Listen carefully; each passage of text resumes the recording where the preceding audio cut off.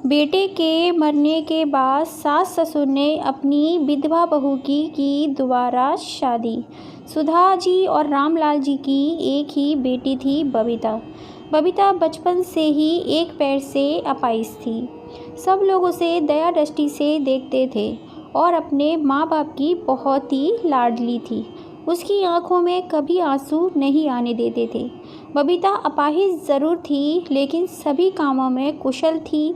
School में भी वह सभी अध्यापकों की प्रिय थी। एक दिन सुधा जी बोली, सुनिए जी, बबीता की 11वीं पास हो गई है। हमारी बेटी दिव्यांग है तो उसके लिए ऐसा ही लड़का ढूंढना पड़ेगा। लगता है उसकी शादी करने में बहुत मुश्किलें आएंगी, इसलिए अभी से लड़का ढूंढना शुरू कर दो। रामलाल जी बोले, हाँ सुधा जी सही कहती हो। बबीता कितनी सुंदर और सर्वगुण संपन्न है, लेकिन पैर की वजह से मेरी बेटी की ज़िंदगी खराब हो गई है।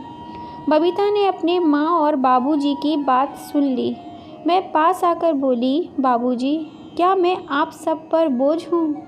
मेरा पैर खराब है, इसका मतलब यह तो नहीं कि मैं किसी पर आश्रित रहूँगी। फिर कैसे हुई मेरी ज़िंदगी खराब? सुधा जी बोली, मन छोटा मत कर बेटी। किसने कहा कि तू बोझ है? तू तो हमारी आँखों का तारा है। माँ, मैं पढ़ाई के साथ साथ कुछ करना भी चाहती हूँ, जिससे मैं खुद पर निर्भर रह सकूँ। इधर बबीता की पढ़ाई पूरी हो गई और उधर रामलाल जी बबीता के लिए लड़का ढूंढने लगे। बबीता के लिए रमेश का रिश्ता आया। रमेश रसायन फैक्ट्री में काम करता था। रमेश अपनी माँ ममता और अपने पिता राकेश के साथ बबीता को देखने के लिए उसके घर आया। राकेश जी बोले, अरे बेटा, लड़की का तो पैर खराब है।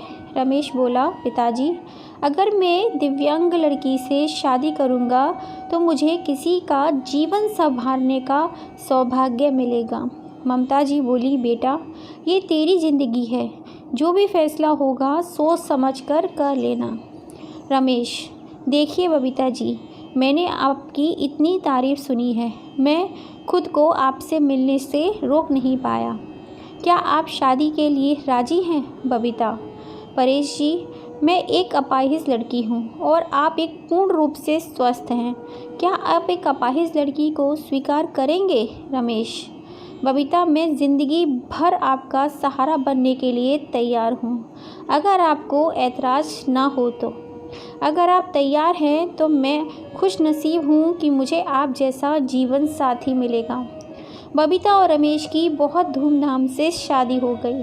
चारों तरफ चर्चा थी कि बड़ी ही भाग्यशाली है बबीता, जो इतनी दिव्यांग होते हुए भी इतना अच्छा पति मिला। बहू, आज तुम्हारा पहला दिन है, इतनी जल्दी कैसे उठ गई? आराम से उठ जाती। माँ, मुझे जल्दी उठने की आदत है। मैंने नाश्ता बना दिया है, आप सब लोग नाश्ता कर लीजिए। ममता जी हैरान थी कि एक पैर से खराब होते हुए भी सुबह उठकर नाश्ता भी बना दिया। इसी तरह बबीता ने थोड़े ही दिनों में सारी जिम्मेदारी अपने ऊपर ले ली। बबीता से सभी बहुत खुश थे। ममता की बोली, रमेश, तेरी बीवी लाखों में नहीं करोड़ों में एक है। मैं तो डरती थी कहीं ऐसा ना हो कि एक दिव्यांग लड़की से शादी करने के कहीं मेरे बेटे की ज़िंदगी खराब ना हो जाए। माँ, मेरा फैसला कभी गलत नहीं हो सकता। आपसे एक बात कह रहा हूँ कि कल अगर मुझे कुछ हो जाए तो बबीता को अपनी बेटी की तरह रखना। चल पागल, ऐसे कोई बोलता है क्या? अभी भी वह मेरी बेटी ही है। और अगले ही दिन उनकी खुशियों को जैसे किसी की नज़र लग गई। रमेश की फैक्ट्री में जहरीली गैस लीक हो जाने से कई लोगों की मौत हो गई, जिसमें रमेश भी शामिल था। जब ये खबर रमेश के घर पहुंची तब घर में हाहाकार मच गया, लेकिन बबीता तो जैसे पत्थर ही हो गई। वह खामोश थी, उसकी आंखों में आंसू नहीं थे। वह रमेश को यूं ही फटी आंखों से देखती रही। कुछ औरतों ने उसे हिलाते हुए कहा, बहू, रो ले, देख रमेश को, वह मर गया है। अगर रोएगी नहीं तो पागल हो जाएगी। तू विधवा हो गई है, विधवा। इस तरह की बातें सुनकर बबीता फूट फूट कर रोने लगी। बबीता को रोते हुए हुए बोली, उठो रमेश, आंखें खोलो। अकेले किसके सहारे जीऊँगी? अभी तो मैंने तुम्हारे साथ कुछ ही दिन गुजारे थे, फिर मुझे अकेला छोड़कर क्यों चले गए? रमेश का अंतिम संस्कार हो गया और बबीता के अरमानों का भी। ममता जी, अरे क्या बहू, सफ़ेद साड़ी क्यों पहनी है तुमने? माँ, सबने मुझसे कहा कि मेरे जीवन के सभी रंग रमेश के साथ ही चले गए हैं, अब मुझे सफ़ेद साड़ी ही पहननी है। नहीं बेटी, तुम हमारे दुख को और मत बढ़ाओ। आज से तुम कभी भी सफ़ेद कपड़े नहीं पहनोगी। हफ्ते महीने यूं ही शोक में गुजर गए। सुधा और रामलाल जी बबीता को लेने के लिए आए। सुधा जी, मेरी बेटी का जीवन तबाह हो गया, पूरी ज़िंदगी अकेले कैसे काटेगी, इसलिए हम उसे अपने साथ ले जाना चाहते हैं। देखिए समधन जी, बबीता कहीं नहीं जाएगी। आप उसकी शादी करके अपना कर्तव्य मुक्त हो चुके हैं, लेकिन अब हमारे भी कुछ कर्तव्य हैं। हमारी बहू हमारी बेटी बनकर हमारे पास ही रहेगी। ये कहते हुए ममता जी ने बबीता को गले लगा लिया। राकेश जी, हाँ समधी जी, ममता सही कह रही है। हम बबीता को आगे पढ़ाएंगे और किसी लायक बनाएंगे। आप चिंता मत करना, हम अपनी बबीता को पलकों पर बिठाकर रखेंगे। बबीता, माँ बाबूजी, परेश इनके इकलौते बेटे थे, अब वो ही नहीं हैं, तो ऐसे में मैं इनको छोड़कर चली जाऊं, ये सही नहीं है। मैं इनके पास रहकर इनकी सेवा करूंगी। बबीता के माँ बाबूजी चले जाते हैं। अब बबीता अकेली थी। उसने अपना सारा ध्यान पढ़ाई में लगा दिया। ऐसे में उसकी मुलाकात सौरभ से हुई, जो समय समय पर बबीता की पढ़ाई में मदद करता था। सौरभ राकेश के दोस्त का सबसे अच्छा और छोटा बेटा था। उसके काम के सिलसिले में रमेश के पिता के पास आना जाना लगा रहता था। सौरभ इंजीनियर था और बड़ा ही शालीन और स्वभाव का संस्कारी लड़का था। चारों तरफ औरतें बातें करने लगी। एक औरत बोली, अरे देखो कैसी विधवा है ये, सफ़ेद साड़ी नहीं पहनती, पति का जरा भी दुख नहीं है।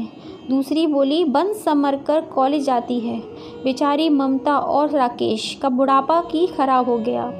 तीसरी औरत ने कहा, पहले किस लड़के के घर में आना जाना ठीक था, लेकिन रमेश नहीं है तो इसे जवान विधवा बहू के घर नहीं आना चाहिए। लेकिन बबीता को किसी की बातों से कोई फ़र्क नहीं पड़ता था, क्योंकि उसके सास ससुर उसके साथ थे। ममता जब इतनी अच्छी बहू के लिए लोगों के ताने सुनती तो वह तड़प उठती, रोने लगती। बबीता ने अपनी मेहनत से बीएड कर लिया और विकलांग कोटे में एक शिक्षिका के रूप में नियुक्त हो गई। सुनो रमेश के पापा, हमारी बबीता अब एक टीचर बन गई है। लोग ना जाने उसे कैसे कैसे ताने देते हैं। हमें अब उसकी शादी कर देनी चाहिए। सही कह रही हो ममता, विधवा है, अनाथ नहीं, जो लोग उसको उल्टी सीधी बातें सुनाएंगे। हम अपनी बहू की शादी धूमधाम से करेंगे। राकेश ने अपनी बहू के रिश्ते की बात जब कुछ लोगों से की, तब लोग कहते हैं, अरे राकेश, तू पागल तो नहीं हो गया, विधवा बहू की शादी करना चाहता है तू? राकेश जी बोले, हाँ मैं उसकी शादी करना चाहता हूँ, उसकी ज़िंदगी में विधवा शब्द हमेशा के लिए मिटाना चाहता हूँ। तभी सौरभ वहाँ आकर के कहा, अंकल, अगर आप बबीता के काबिल समझते हैं मुझे, तो आपकी बहू से मैं शादी करने के लिए तैयार हूँ। सौरभ, तुम? सौरभ ने कहा, हाँ मैं। मुझे यकीन नहीं हो रहा कि मेरी बेटी को तुम्हारे जैसा लायक और होनहार बेटा पसंद करेगा।